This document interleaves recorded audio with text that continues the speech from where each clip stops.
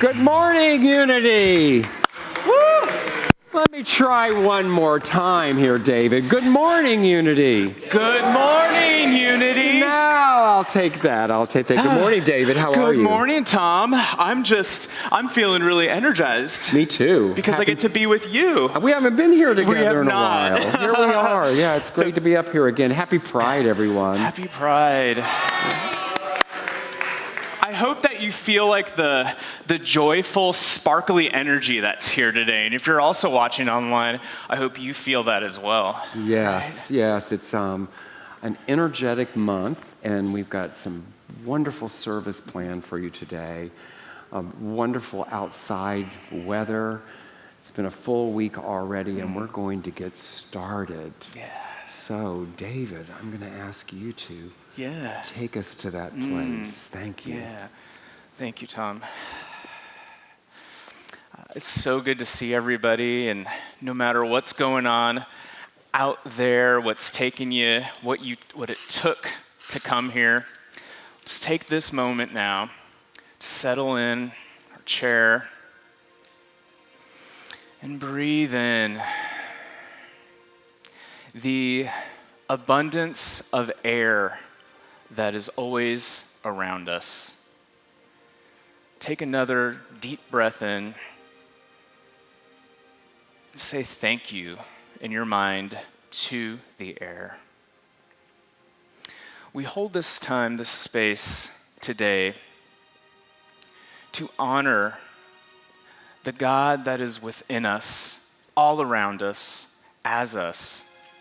And as the air is abundant, so is love.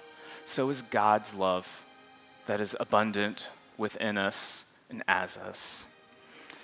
And as we step into this season of Pride, we know that no matter what your orientation or your gender, whatever you are in life, wherever you are, that it is good. And that good is our default. And we can carry that goodness out into the world. And as we breathe one more time,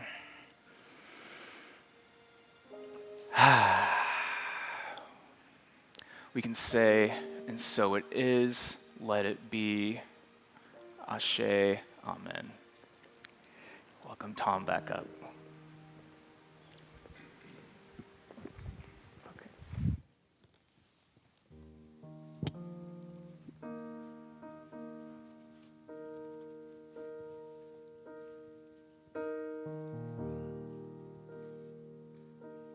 Some say love, it is a river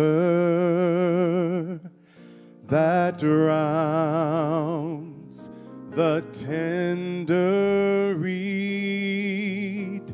Some say love, it is a razor that leaves your soul to bleed.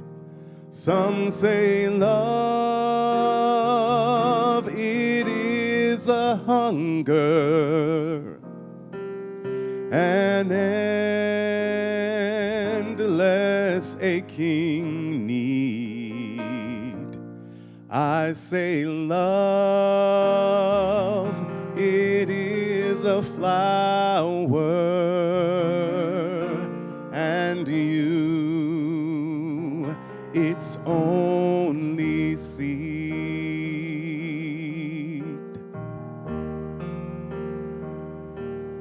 It's the heart afraid of breaking that never learns to dance.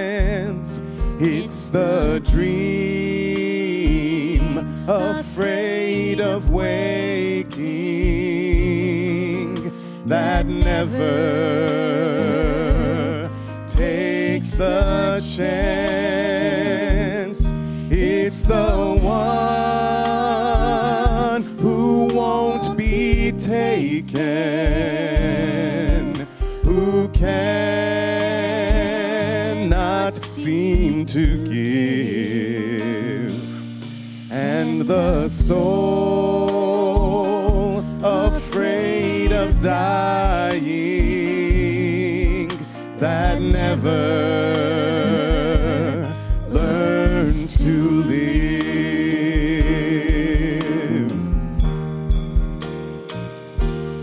When the night has been too lonely and the road has been too long, and you think that love is only for the lucky and the strong, just remember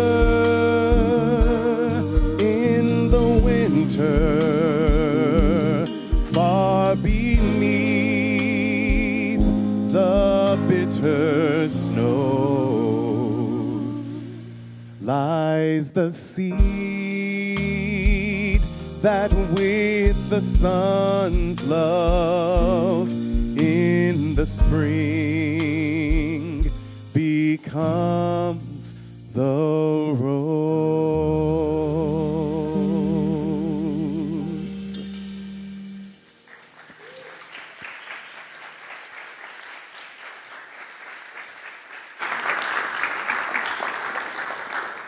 Thank you, Albert. It's so good to have you with us again. Let's hear for our...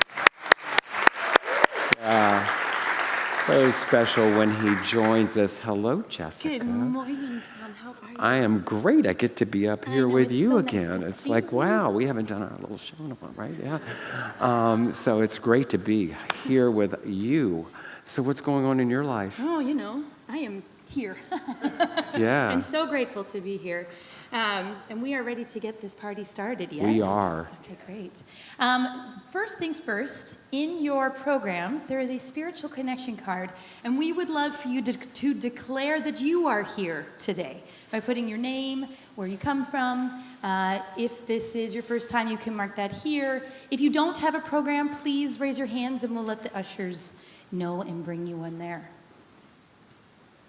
And if you are a first-time guest, please make note of that and know that we have a gift for you out in the hallway there. If you're online, you can click a link there. There's a little button that says, I'm a first-time guest, and you can receive your gift virtually. Yes, so we're thrilled you're here. This information on that form helps us get to know you, especially if you're a first-time guest. And now it's time for our community song. So as the music moves you, please rise and join the music team in singing Expect a Miracle. All right. I'm looking for a miracle. I expect the impossible. And I feel the intangible. And I see the invisible. I'm looking for a miracle. I expect the impossible. And I feel the intangible. And I see the invisible. The sky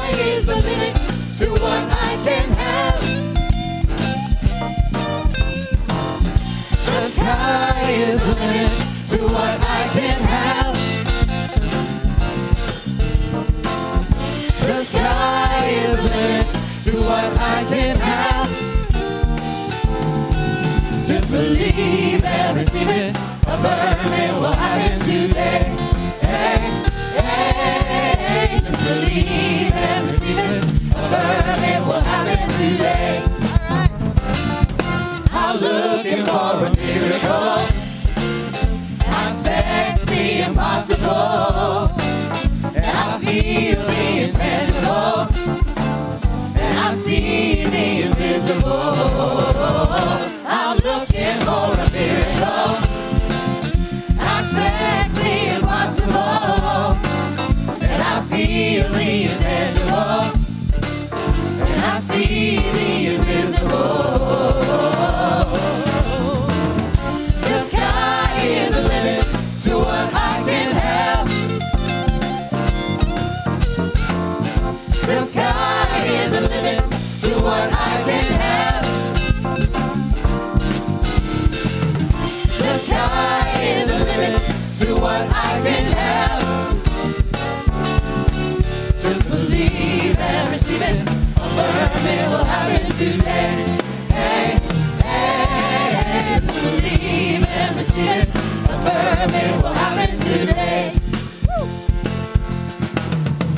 I expect a miracle every day. I affirm there is a way, always a way. I expect a miracle every day. I affirm there is a way, always a way. I expect a miracle every day. I affirm there is a way, always a way. I expect a miracle every day. I affirm there is a way, always a way. I expect a miracle every day. I affirm there is a way, always a way. I expect a miracle every day. I affirm there is a way, always a way. Just believe and receive it. Affirm it will happen today. Hey, hey, just believe and receive it. Affirm it will happen today. All right, everybody, it's that time. Say hello to your neighbors. Hello. Family fun time. Fun day Sunday.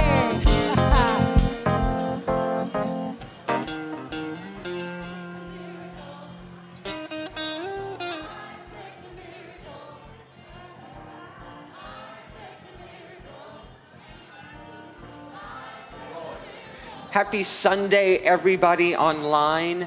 If I haven't met you, if I don't know you, I'm Reverend Ken Daigle, and I have the honor of being the senior minister here.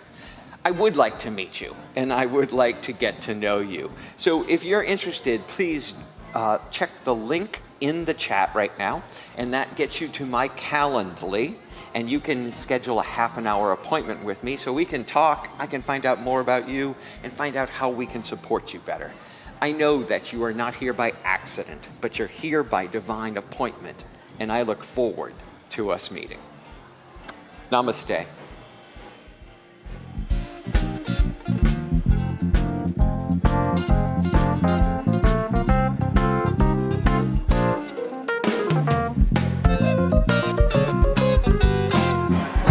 All right, everyone. Let's come take our seats. There's more time for fun and meeting people and hospitality later. You know, I have the honor and privilege of introducing our guest speaker today, and I have two stories for you before I introduce Suzanne Ford. A year ago, almost to the day, I was sitting in the Castro nail salon, toes exposed, fingers exposed, and somebody was next to me in the chair, and I heard like all this like magnificent logistic management going on, you know, and I was at first of all mesmerized, and then I heard like, I got you, honey, don't worry. I heard, no, I'll cover that for you. And I thought, who is this person with such a big heart managing something big? So I turned and looked at the person and I said, who are you? This is what she did. I promise, no matter what you hear from her. She looked at me and said, "I'm Suzanne Ford." To which I responded, "And?" So I probably was the only gay man in San Francisco that didn't know who Suzanne Ford was. But over the past year, I've had the privilege to be able to call her a dear, dear close friend. We've had some amazing experiences getting to know one another. This human being is the epitome of love, an amazing leader. She sees things no one ever sees. She has brilliance beyond what you can imagine in how she carries herself, how she speaks, but most importantly, how she treats others. You know, this time of year, we like to say love is love. So I want to share with you what love is. We have a beautiful, beautiful, diverse community. And our trans community is just as diverse. About the time we think we've figured out the nuances, we realize we really don't know. It's much deeper than that. What I do know is what love is. I'd like to introduce you to Suzanne's wife, Beverly. Beverly, if you just stand for a moment, please. So let me tell you about love. These two people have been married for 24 years next month. In a few short, like next weekend, their son, Daniel, 23, who's an amazing person, graduates with his master's degree in math from Cal Poly. So you can imagine that when they met, just by what I told you, things weren't quite the same as they are today. I hope you see and can understand and let your mind understand and just think about the broadness of the term transition and what that meant in their relationship, not only for Beverly, but for Suzanne. It's interesting what life brings us, and it's interesting what love can hold, what love can carry, where love can take us. I am honored, I am proud to give you today the executive director of San Francisco Pride, a leader in our community, a gifted speaker, and an amazing friend, Suzanne Ford.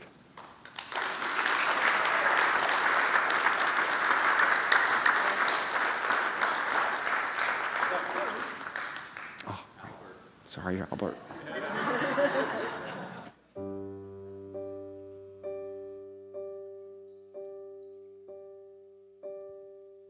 When I was just a kid, everything I did was to be like him.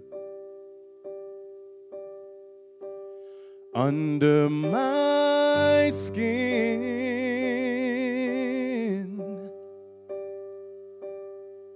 my father always thought if I was strong and fought, not like some albatross, I'd begin to fit in.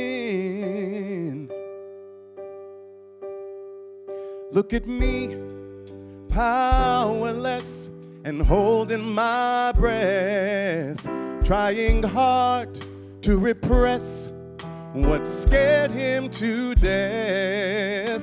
It was never easy to be his type of man. To breathe freely was not in his plan. And the best part of me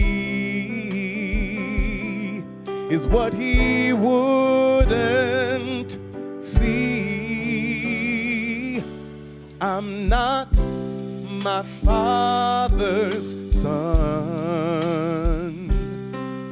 I'm not the image of what he dreamed of, with the strength of Sparta and the patience of Job. Still couldn't be the one to echo what he'd done and mirror what was not in me. So I jumped in my dreams and found an escape. Maybe I went to extremes of leather and lace, but the world seemed brighter 6 inches off the ground, and the air seemed lighter, and I was profound, and I felt so proud just to live out loud. I'm not my Father's son.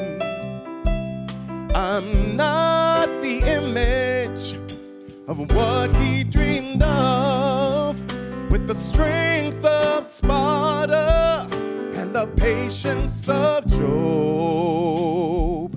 Still couldn't be the one to echo what he'd done and mirror what was not in me.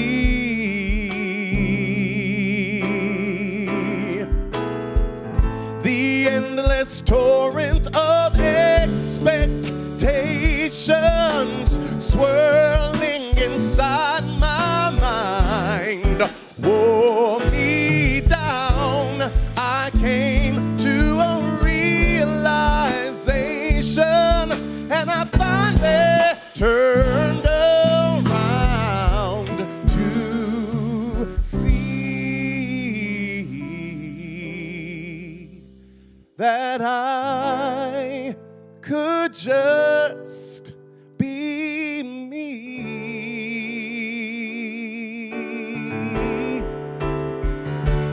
I am my Father's son. I am the image of what he dreamed of, with the strength of my history and the patience I've learned. Now I am the one to echo what he'd done and to stand in the truth of me. We're the same, all of us. Can't you see?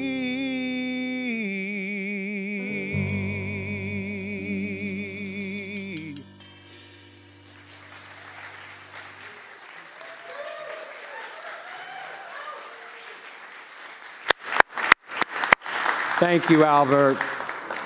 And now, Suzanne Ford. Hey. You hug me? Of course, I'll give you. Okay. Good morning, everyone. My name is Suzanne Ford. My pronouns are she, her, and I am the first and only transgender executive director of San Francisco Pride in its 56-year history. Thank you, Tyler. Thank you. I love that gay men are applauding that it shows how far we've come together, right? That's so good. I am so happy to be here.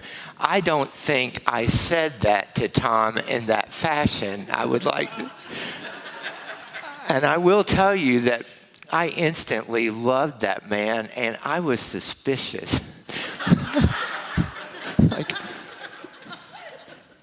what does he want from me? Because I just don't, I had to go talk to some trusted friends that then met him, and they came back and they said, Suzanne, he is as lovely as you think he is. I was quite shocked. No, I'm so happy to be here. I've been here 3 or 4 times and loved my time every time I came. I have been looking forward to this date for months. And, you know, I shared with some people, they said, are you nervous? And maybe a little bit, but I always remind myself I waited my whole life to come up here and talk to you like this. And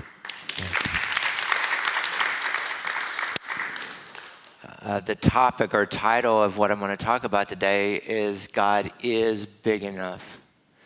Because so much of my life, I just thought God has taken me out of a lot of situations, but I didn't think he was big enough for me to be standing here talking to you today as Suzanne Ford. I was born in 1965 in Owensboro, Kentucky. There weren't trans people running around in Owensboro, Kentucky that you knew about anyway. I was adopted at 6 months old, and these 2 people that adopted me, they had a few issues, and they divorced when I was about 2.5. The thing about that adoption, they told me when I was 6 years old, and that was like the central fact in my life. And now it's just a fact. But that was the central fact to me. I didn't feel like one of them. My mom told me when I was 6 years old. By that time, my mom and dad had divorced. They'd remarried. I was not related to anyone. My mom and stepfather had a couple of kids. But when she told me, I was so angry. I was hurt. Why had God done this to me? And as I got a little bit older, why had God given me to these people? That was my attitude. And that's not a good attitude for your kid to be around the house. And you know, I read from a little kid, I found school and reading, that was my refuge, and athletics. And I read about this great world, and my mom was very afraid of this world, and she would tell me how bad the world is, and I'd be like, according to everything I've read, that's not the way. I can't wait to get there. And they're like, oh no, we don't go anywhere. We don't leave here. And so you can see I was just different. I later found out through Ancestry.com that in 1964, a gentleman of the Mormon persuasion came through Owensboro, Kentucky, and met a Kentucky girl, and I am the product of that meeting. And I assure you, there are no Mormons in Owensboro, Kentucky. So I was different. And I knew that. I knew that I wasn't quite the same. And then the other fact, when I was 5 years old, I was across the street, and the Ballard family had, I don't know how many girls they had. They had a lot of girls. And they had me in the back room, and they had a dress on me, and I was so happy. I felt so pretty, and we were just playing, and I just knew things were right, and I was just so into it and so happy. And their mother walked in and found us, and she was not happy. And get that dress off. Go home, I'm telling your mother. And I'll never forget the steps across that street. And I'll never forget telling myself, we don't tell people that. We don't share that. And it wasn't always, it wasn't like every day I woke up and said, I'm a girl, or I want to be a girl, or it just would pop up at stressful times in my life, or when I was alone, when I was going through things. My father was violent, and when I would go to his house, it was a violent situation. They built race cars out in the garage, and the men used terrible language, And it was this toxic masculinity place you can imagine. And back then, the women were in the kitchen and the men were in the garage. And they would say, you have to go to the garage. And I'd be like, I don't want to go to the garage. But what would happen when I would get to the garage is I learned I had to act like them. Not a little bit. I mean, cussing, spitting, saying all of the, I had to get out there and be that. And I could do it. I went from 2 different households all the time, and I learned that. And it's funny, I'm in recovery, and I've heard so many people in recovery talk about this. We can be whoever you need us to be. And this little boy I constructed, he was very good at athletics. I was the pitcher. Beverly asked me if I was excited about, I spoke a lot in the last 3 days. I was like, yes, because when I wake up this morning, it's going to be like when I was a pitcher because they're going to give me the ball. And I just can't wait. So I got the ball this morning. I got the ball, and you can't play until I throw the ball to you. And I did well in school, and I was the star. My parents, it wasn't like I had active parents in my life. When I walked out the door, they didn't coach me. They came to some of the games, but they really didn't know what was going on even. They just knew I was the star. And I had to have that. For all that anger, I had to be the star. And I did not have the ability to appreciate you being a star or some space for you. I did not have that. My little boy taught me that later. So I grew up that way as the boy and got to middle school. Like I said, at times I would know that I was a girl, and it would be the loneliest feeling. And I would see little girls and I would hurt that I couldn't be like them, and I couldn't. And I went to middle school. I went to this big middle school, right at the start of puberty. I had my first drink, my first drug, and my first sexual encounter with the power forward on the basketball team. And that was a secret that we didn't tell and we didn't talk about. And that's what I learned about that. Now, I dated cheerleaders. I would be at the basketball, at the free throw line, shooting free throws, and I would see the cheerleaders underneath the goal. Now, in Kentucky, there are a lot of people at the basketball game. It's not like a sparsely populated. There's hundreds of people there. I would be at the free throw line, and they'd have bows in their hair, and I would be like, oh, I want to be over there, and I want to be with her. I had both thoughts. So what you can see is all confusing. I'm the boy, but I want to be a girl. I know the power forward, but I really like being with the cheerleaders, and I really want to be a cheerleader. And there was in 1978, there was no one to talk about that with Owensboro, Kentucky. I just carried that around all the time. And in that process, when all that was happening, that's when I started using. I started drinking. My best friend in middle school, his dad was a pharmacist and had an independent pharmacy. You can imagine, at 13 or 14 years old, we were.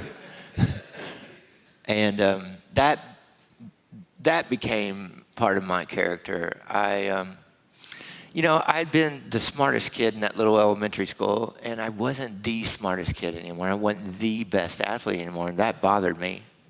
But I could be the smartest kid and the best athlete that was doing drugs and drinking with you on that weekend. And so I found my niche, and this protects me from having to really deal with, I'm not that unique.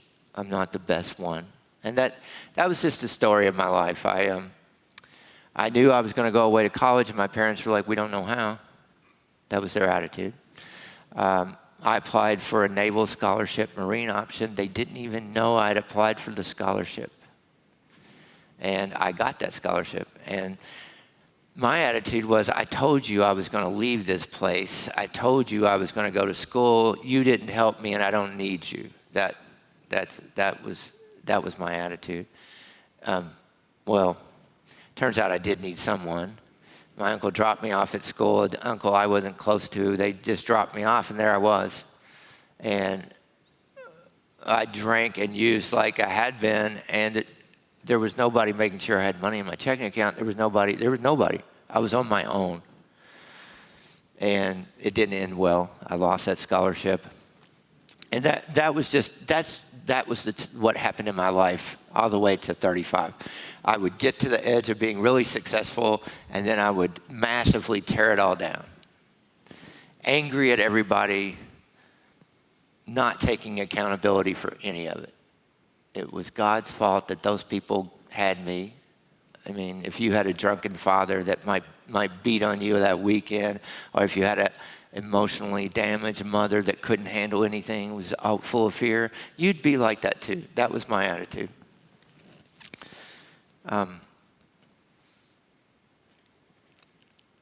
I was in Gainesville, Florida for a long time. Tom and I shared that. We were actually in Gainesville, Florida. I was on the same stage that Tom, when Rita, the drag queen, I was on that same stage impersonating Mick Jagger. We were about 10 years apart because I'm much younger than Tom. So and in that period, I was around the gay world, and gay men would say, "You're gay," and I'd say, No, I'm not really. I'm something, but I'm not gay.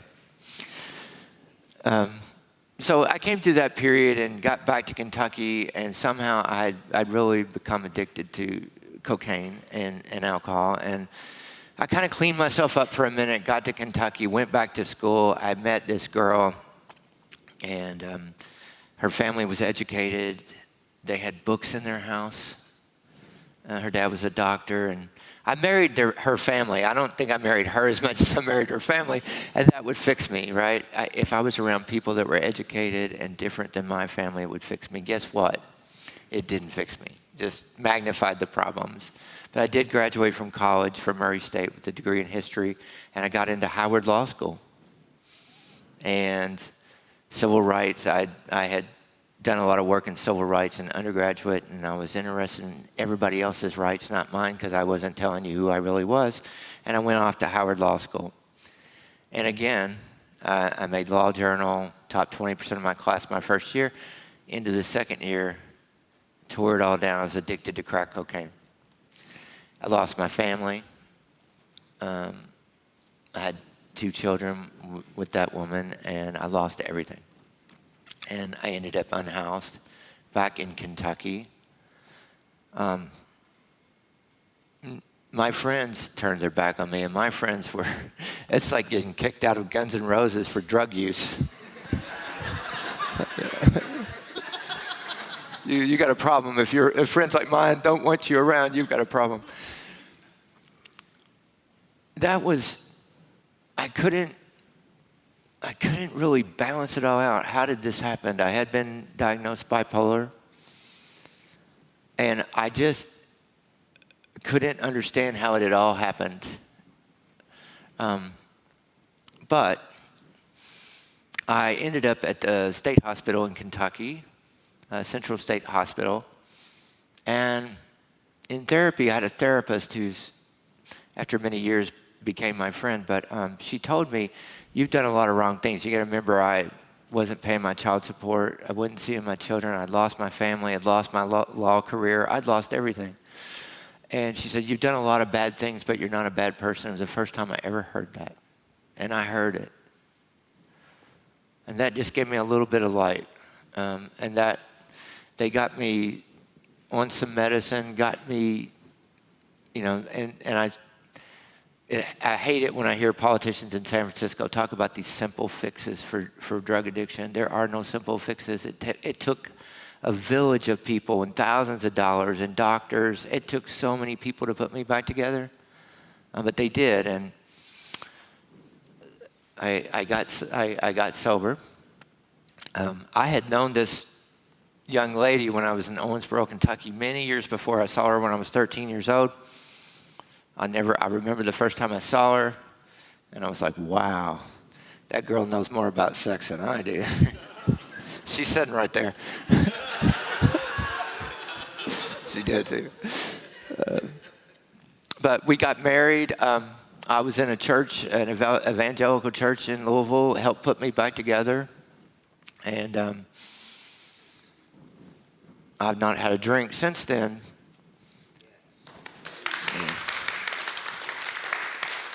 And but when I was in the hospital, I had to tell you this. When I was in the hospital, at the end of my stay, they would let me go to meetings, and this man's still my sponsor, and he took me to a meeting one night, and I wanted to get back into the hospital because you couldn't smoke only till 9. I wanted to smoke a cigarette, and he goes, no, sit here. Sit in the car with me. I want to tell you something. And he said, if you go in there tonight and you write everything down that God will give you if you'll stay sober, you're going to shortchange yourself. Now think about that. I'm unhoused. I don't have a job. I can't see my kids. And it made me very angry, the nerve that he would say that to me. Now, I would have walked in there and wrote down, I need a $400 a week job. I need an old car. I need an apartment in Louisville, Kentucky, not in San Francisco. That's what I would have bargained with God at the time. He's so right. So anyway, Beverly and I got married. We had our son, Daniel. And I became Mr. Recovery and Mr. Church. And I mean, I was going to do it right. And if you weren't doing it right, I didn't want you around me. I was not that pleasant to be around either. But I just was trying so hard to be Mr. Everything and to do it all right. I mean, and when any voice about this would come up, I would be like, shut up. That does not fit in with what we're trying to, that is not the program. And I would tell it to be quiet. And Beverly didn't know about any of this. Nothing. She knew nothing. You know, she just knew her straight husband, Mr. Provider, Mr. Father. That's what she knew about me. And I planned on keeping it that way. I will tell you that. And our son, my son would come home and say, Joe Drucker won this award today. And I would be like, why would you come in the door and tell me about somebody else winning something? He would be full of joy. This kid, everywhere we went, people would say, wow. And he was a much better person than me by the time he was 8 years old. He just was. We ended up in California. I opened a coffee house, and Beverly hates this part of the story. I lost about $300,000 of her money, and we ended up in San Francisco, in Marin County, with a U-Haul full of furniture and $2,000 to our name, and a lot of debt. But I was in California, and I had dreamed of living in California. When I was a kid, I used to tell people, I'm going to live in California someday. I'm going to be famous. I'm going to have a sports car, which I sold a couple of years ago to pay for my son's semester, so we don't have the sports car anymore. but anyway, we got everything else. In that process, we were here. We were going through a lot of stress. We were involved in our church in Novato, and we were facing a lot of money stress. My oldest child had come to live with us, and that wasn't going very well. And Beverly was injured. She was home from work for about 9 months with a back injury, and I was trying to keep it all together. And I couldn't drink, couldn't do anything else. And gender dysphoria raised its ugly head. I mean, intensely. You're a girl. Shut up. I can't be a girl. And I was acting out in other ways. Beverly didn't know. She just knew something was wrong. And she found out one day what I was doing. And it was the worst day of my life. But I wouldn't be standing here if it weren't for that worst day of life of her finding out about some of my behavior that I had to account for. And in that conversation, she looked at me and said, you want to be a girl? And it was really quiet, like you're quiet right now. And it seemed like that quietness lasted for a long time. And I said, sometimes. That was as honest as I could be at that minute. But that was the beginning of me coming out. And at first, Beverly helped me the first time I ever tried to appear feminine and profound. She took me into the mirror. I'll never forget looking at myself. And you can imagine it was just so difficult for me to tell the truth and for her to accept it. And at first, I was just going to cross-dress. I'll never forget it. The first time I ever went out in the world as a woman, my heel hit the pavement in the Castro when I stepped out of the car, and I was like, thank God. Thank God. I don't have to be that guy, at least for a little bit.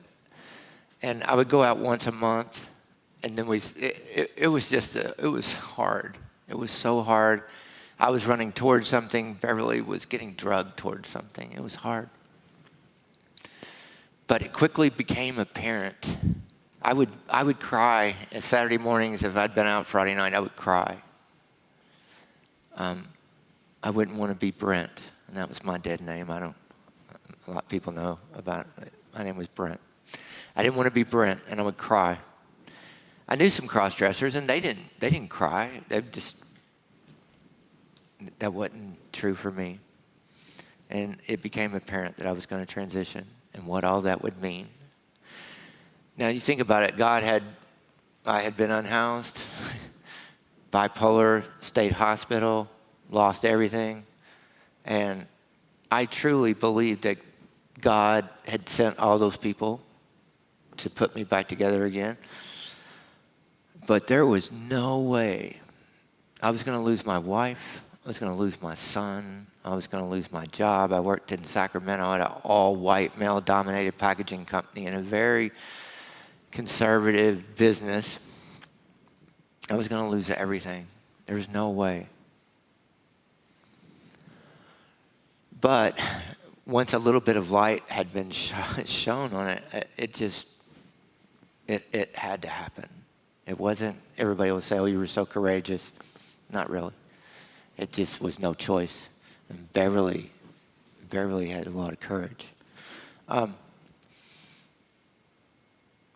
So it became apparent I was going to transition. I started the process. I ran the Boston Marathon as a boy in 2015. Beverly came in and put my patch on, hormones, right after I finished the race. It was the last male thing I ever wanted to do. I ran the Boston Marathon in 2016 as a girl. So I know I'm in a little bitty club of who's ran the marathon as a boy and a girl. And then I had to have a plan, and I had gender-affirming surgery. I came out at work. Our church kicked us out in Marin. They would not let me come as Suzanne. It wouldn't be fair to the children. Worse than that, they kicked Beverly and Daniel out. If they were going to stay with me, then they couldn't come. So it's a big deal that me and Beverly are sitting in your church because we've been a little bit hurt by churches.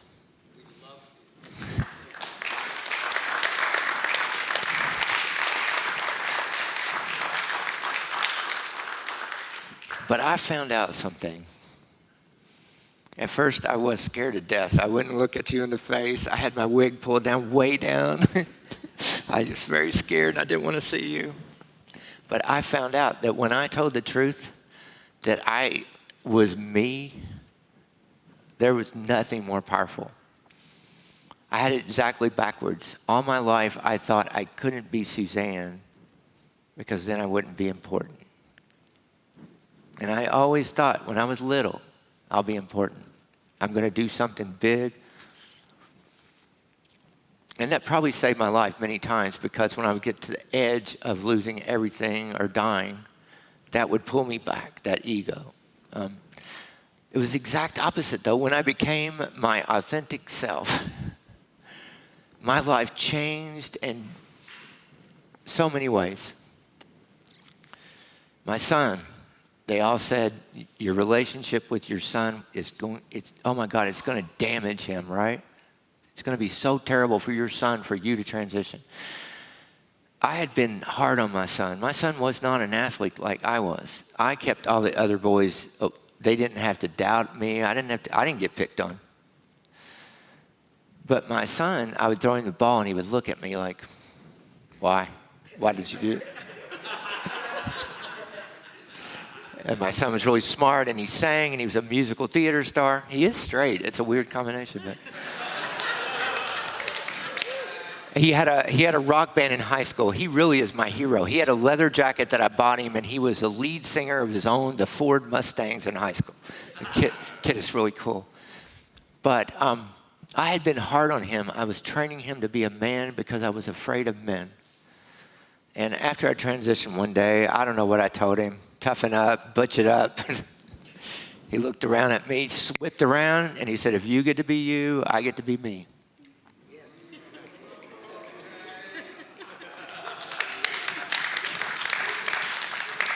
Yeah. I felt about this tall. And this is the part that made me cry. You heard he's graduating next week. For our family, I consider Beverly and I we're the first part of the family tree. That's it. It starts with us. And it was my thing is our family was going to be educated. And we will be.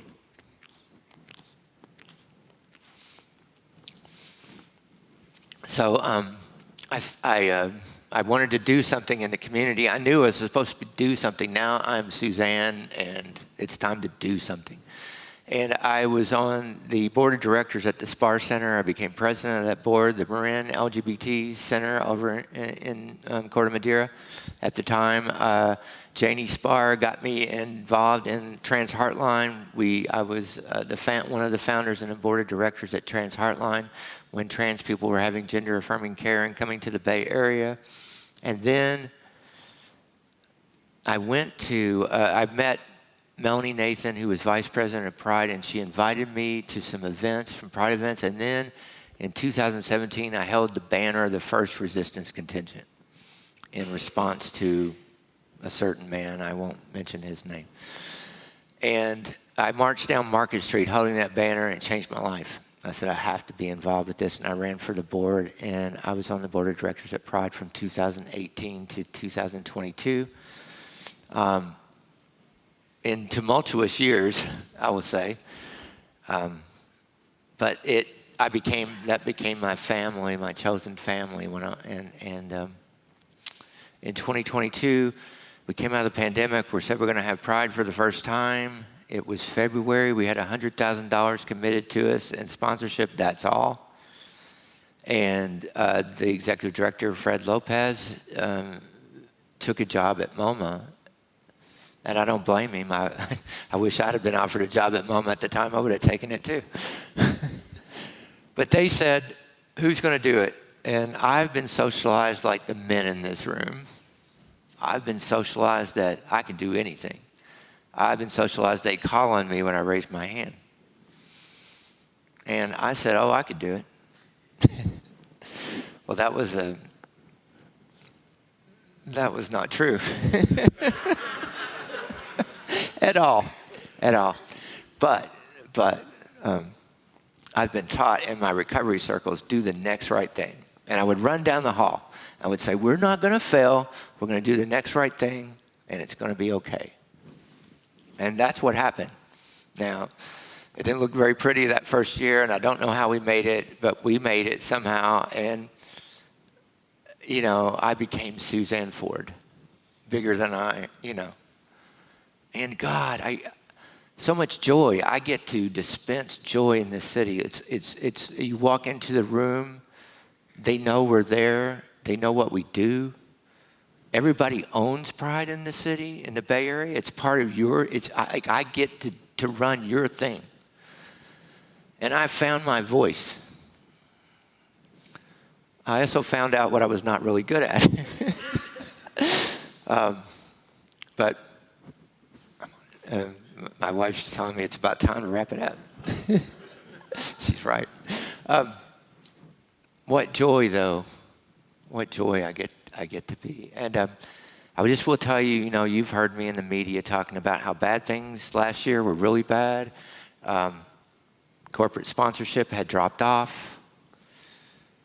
We have been so fragile. It's a miracle that we're still here. It's a miracle. A lot of great people have helped. But this year, and it's funny because I had Tom with me, and Tom's been telling me it's going to be okay, and I've been doubting him. I'm here to tell you this morning, it is going to be okay. There will be a Pride this year. There's a question about what it will look like in July. I don't know that yet. But we raised over $2 million in sponsors. And you can, Long Beach, Tucson, Phoenix, this list is crazy of all the prides that they're going bankrupt. It's a miracle. But in the Bay Area, these companies, our sponsors, have said, no, we're going to support you this year. We got over $260,000 in grants that we had never gotten before. We have built an individual donor program this year that, unlike any we've had since my history, since 2018 at Pride, is truly a miracle. But we are now going to quit talking about surviving, and I mean this as a trans person too. I'm tired of surviving. I'm tired in these last 10 years of saying, we just got to hang on. We just got to survive. We got to survive what they're doing in Washington. We got to survive these red states. I want to say bad language here, but I'm not going to, Tom. We're not going to just survive. San Francisco Pride is not going to just survive. We are building something. We're going to build something to make sure that we're here 56 years from now. I can see Brooke out there. Yeah. And as trans people, we're going to start building. They had a plan for when they came to power. I don't see our plan yet. We've got to transition into talking, and I'm tired of hearing how great 2019 was. You hear the mayor talking about, we're back. 2019 wasn't great for queer people. It was okay. It was better than it is right now, but we are not going to get back. We're going to build something better, and that's with people like you.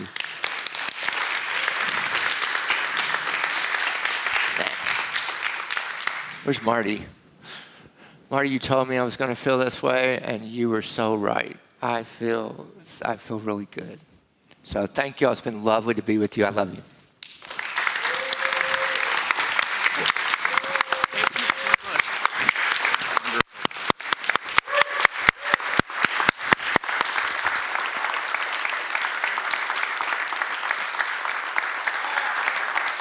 Go for it.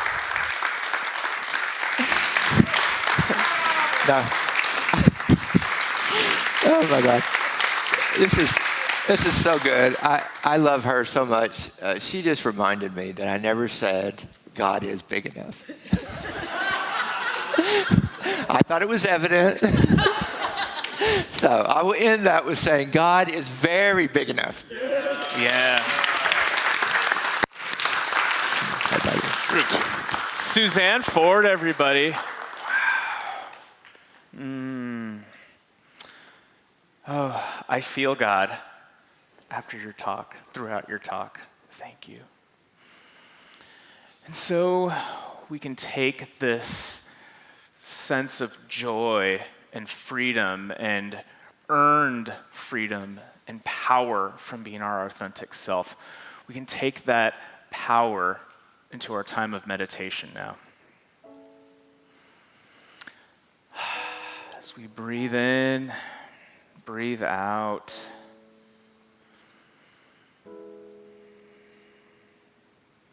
Feel the color that pride represents. What does that mean to you? The color of pride. And as you continue to breathe, feel your heart beat slowing, feel a little bit calmer than the moment before. See this color of pride, whatever color that is. See that as a representation of what God is. It's God of love, God of peace, God of authenticity. See that beautiful light of pride, God, and walk through that energy.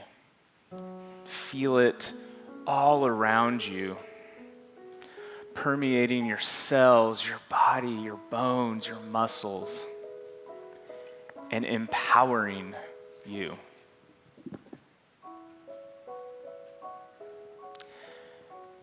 And as you feel this all around you, ask this essence, this God force, how can I celebrate my authenticity? How can I celebrate my authenticity? We can take that question into the silence.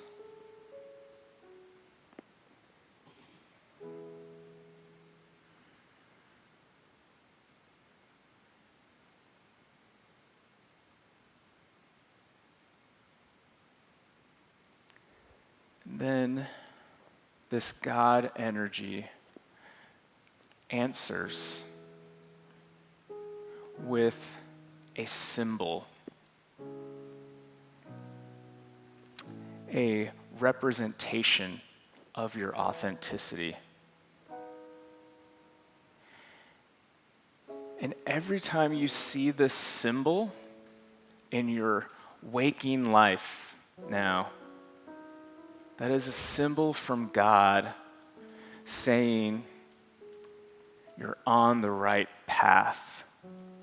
You are good. You are living your authenticity.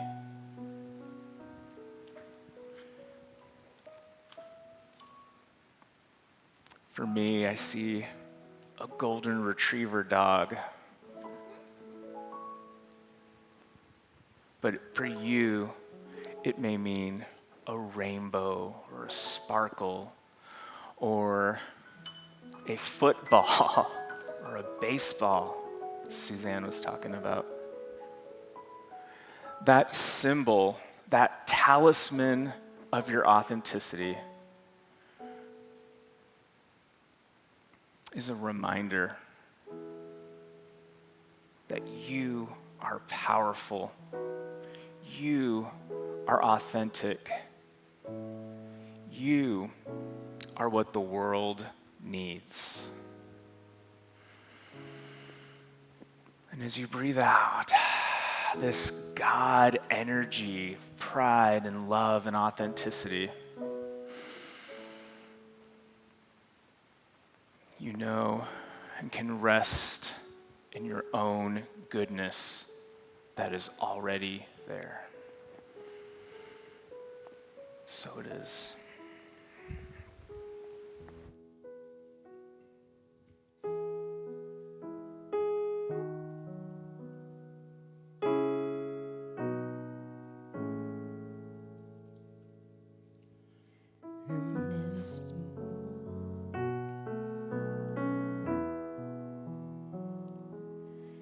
In this moment, in this place,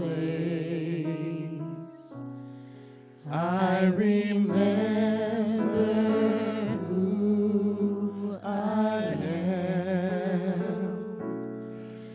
letting fear and worry fall away from me.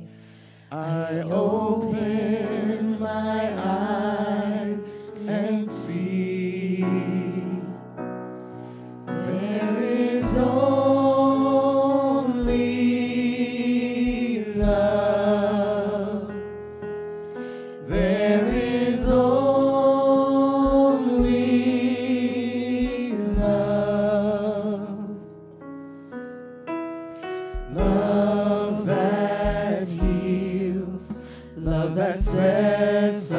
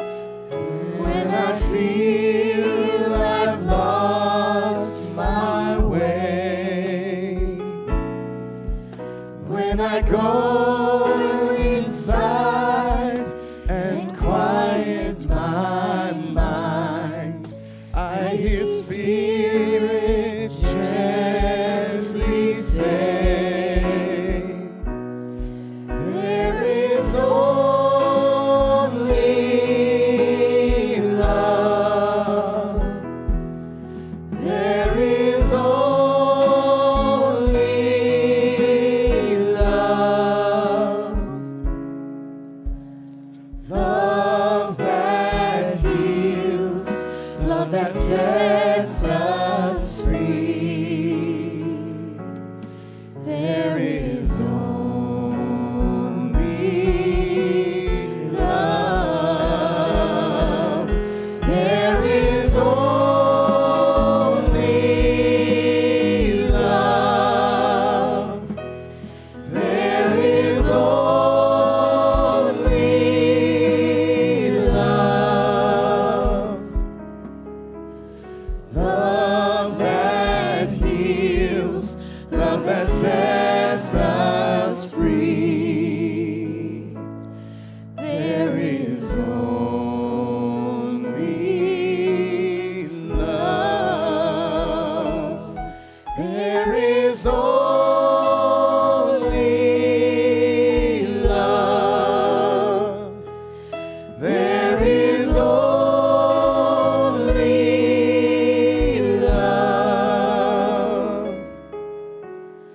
Love that heals, love that sets us free.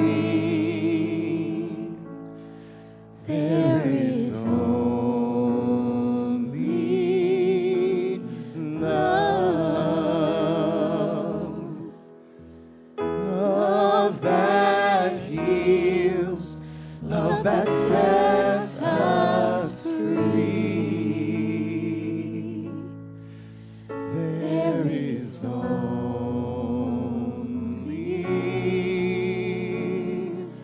love.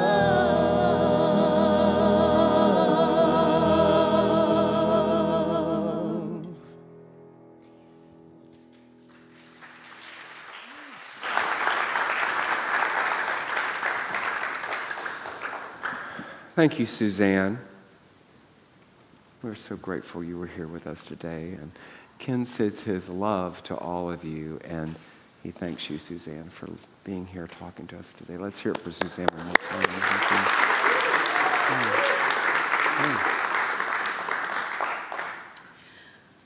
I don't know about all of you, but that has impacted me.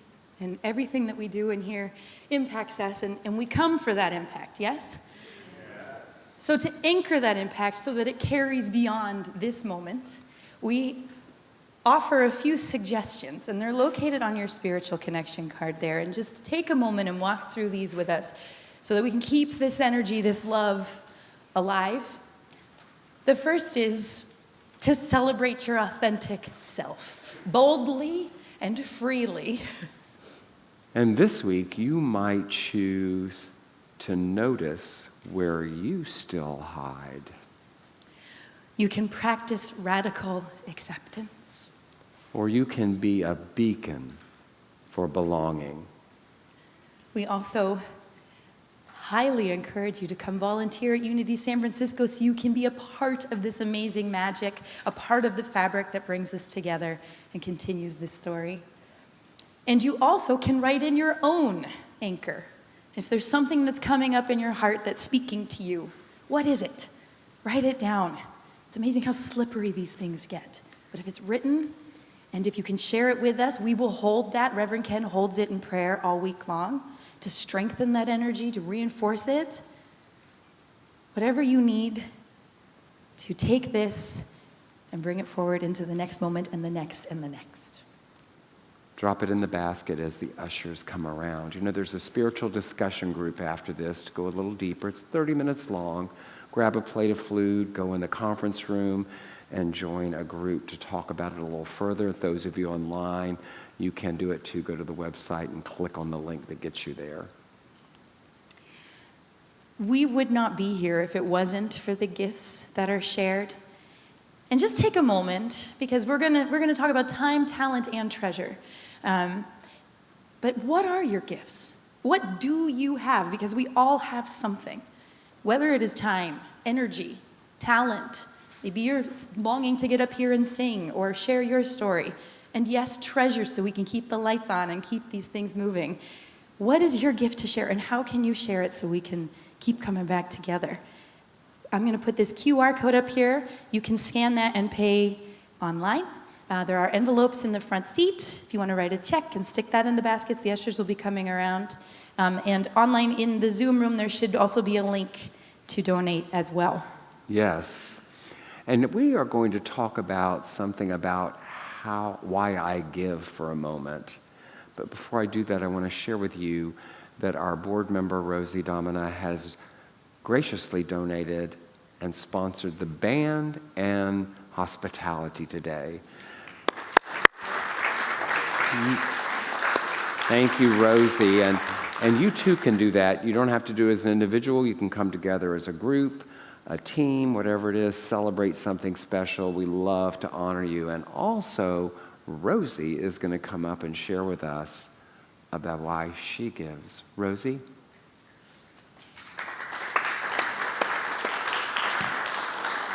Hi, everyone. Can you hear me with the mic? Yes. So if I haven't met you before, my name is Rosie Domina. I serve as a prayer chaplain here, and I'm also on the board of trustees. And my heart is full right now. Suzanne, thank you for being you. A lot of love for you and respect for your journey and what you represent, who you are, and how you impact others around you. I just wanted to give you that shout out.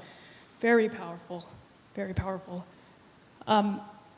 For me here, I've been a part of Unity since the fall of 2022.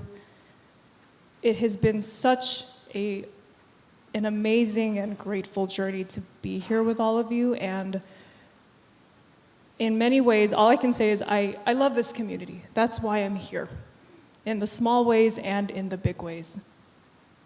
And I, too, come from a background where I'm still learning, but much more know this now, my own power and my light and my worthiness. And I want to ensure that this community, the people who are here, people who join us who are new, know that impact. Know the impact that we give, that we truly do accept everyone for who they are. We honor them for where they are. I think it's a beautiful place to be. This is a beautiful community to be in, and that is why I give. Thank you. Thank you, Rosie, for all your contributions here to Unity of San Francisco. And we have some things coming up. Well, first, we can anchor our Yes, gifts. the ushers come forward, As the please.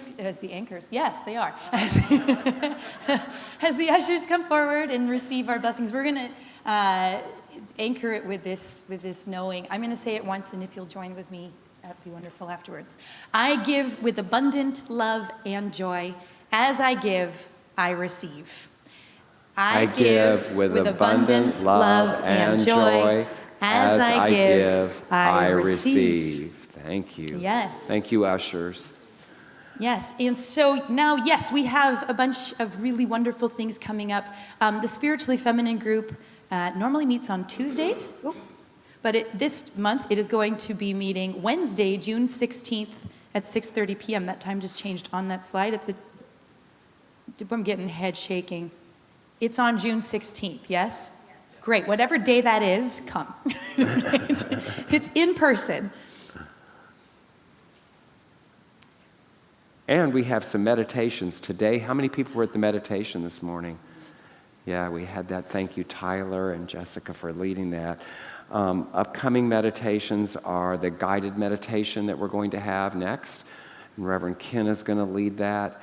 And then after that, we have the labyrinth. As you have seen lately, we've been doing different kinds of meditations. So next week is Ken facilitating a guided meditation, and then on the 21st, the labyrinth walk, which Reverend Ken is also going to do that. This room becomes the labyrinth that was given to us, and when you see it, it's magical. If you haven't, it's actually the same hexagon as the ceiling. How magical could that be? It's such an experience, so please come and join us for that. We also have a couple of retreats coming up. We've got Reverend Ken's, I would like to see the there we go.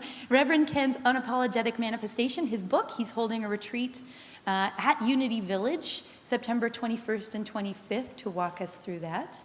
And then we're going to Bali next year, 2027, yes?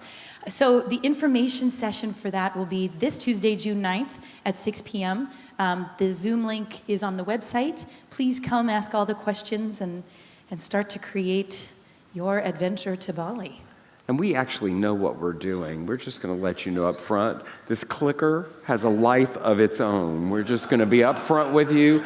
I said, don't give it to me, and Jessica was brave, and I'm going to give it right back to her. I really declared I was going to dominate the clicker this time, but it's still winning. Yeah, and for everyone, as we know, this was the beginning of Pride Month. There are many activities that are coming up here for Pride, and they're exciting that we're going to have them. So first of all, there's the Trans March on Friday, right before Pride, during Pride Week, that's in Dolores Park. Please know that we're going to have a tent and we're supporting that, so please come and join us for the Trans March. The Trans Ally March is on Saturday, meeting at the Embarcadero. It starts at 10, marching down all the way to the Civic Center. We'll be wearing our shirts and having our banner. So if you're interested in joining us, please let us know.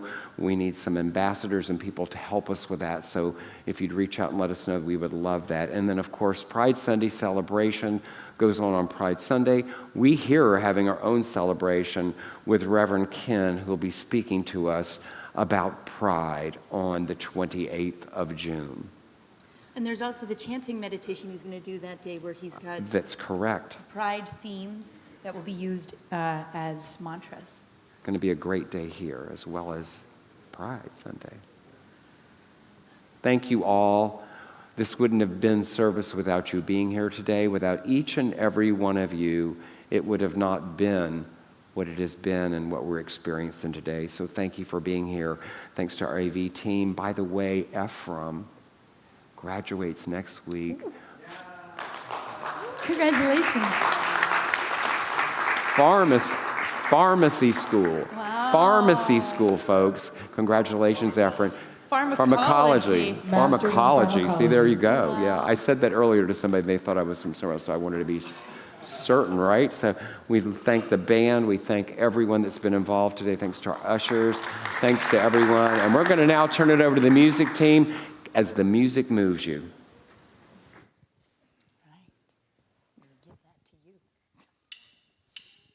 Rise as the music moves you.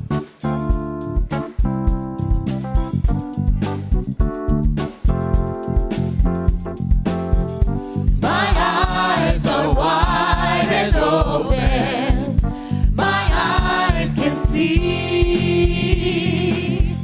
My mind is filled with knowing. My mind believes I am awake. I am awake. Once you know where your freedom lies, you can't go back and close your eyes. The truth, it cannot be denied. You are the light, you are the light, you are the light. You are the light, you are the light, you are the light. My heart is clear and knowing. My heart can see. My soul is full of knowing. My soul believes I am awake. I am awake. Once you know where your freedom lies, you can't go back and close your eyes. The truth, it cannot be denied. You are the light, you are the light, you are the light. You are the light, you are the light, you are the light. Now I know where my freedom lies. I can't go back and close my eyes. The truth, it cannot be denied. I am the light, I am the light, I am the light. I am the light, I am the light, I am the light. I am the light, I am the light, I am the light. I am the light, I am the light, I am the light. I am the light, I am the light, I am the light. I am the light, I am the light, I am the light. Happy Sunday, Happy everybody. Sunday. Happy